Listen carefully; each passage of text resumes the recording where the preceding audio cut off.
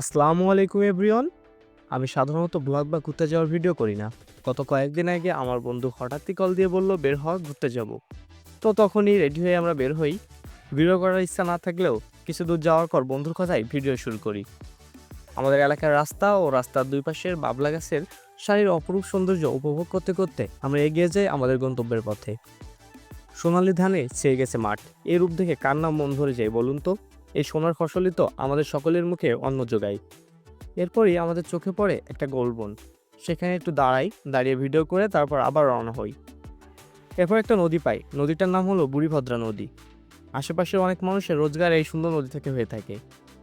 হঠাৎ সামনে চলে আসে 1 কিলোমিটারের মতো ভাঙা রাস্তা। ভাঙা রাস্তা পার করে আমরা ভালো রাস্তায় উঠেই দেখা পাই মহিষের 2টা পালের। রাখালরা তাদের নিয়ে রাস্তা সাইড দিয়ে যাচ্ছিল মাঠে ঘাস খাওয়ানোর জন্য। কিছু দূর যেয়ে গ্রাম্য মেঠো পথ ধরে আমরা এগিয়ে চলি। এই রাস্তার ডান পাশের ক্ষেত্রে তরমুজ চাষ করা হয় দীর্ঘ কয়েক বছর ধরে। গ্রাম্য মেঠোপথের এই সৌন্দর্যের বর্ণনা আসলে কথায় প্রকাশ করার মতো না। এটা যে কত সুন্দর সেটা বুঝতে হলে অবশ্যই একদিন এ রাস্তায় আপনাকে আসতে হবে। এরপর আমরা আরও একটি সুন্দর দৃশ্য অবলোকন করি, যেখানে নদীর তীরে গরু ছাগল ঘাস খাচ্ছিল।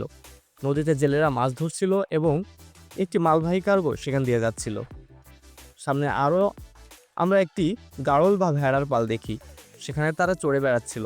তারা এভাবেই মুক্তভাবে চড়ে বেড়ায় এবং সন্ধ্যায় রাখালরা তাদের নিয়ে যায়। পথে কাকার থেকে আমরা কিছু কলা কিনি, তারপর আবার রওনা হই। এরপর আমাদের সামনে পড়ে একটা গেট, যেটা দিয়ে এই এলাকার পানির ভারসাম্য রক্ষা করা হতো। কালের বিবর্তনে গেটম্যান পেশাটি আজ বিলুপ্ত। তারপর আমরা আমাদের গন্তব্য 4 নদীর মোহনায় পৌঁছে আড্ডা দিই।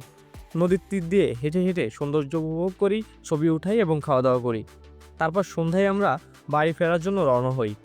বাবলা গাছের সারির ভিতরে এই সুন্দর রাস্তা দিয়ে আমরা বাড়ি ফিরি প্রায় রাত 11:30টার দিকে।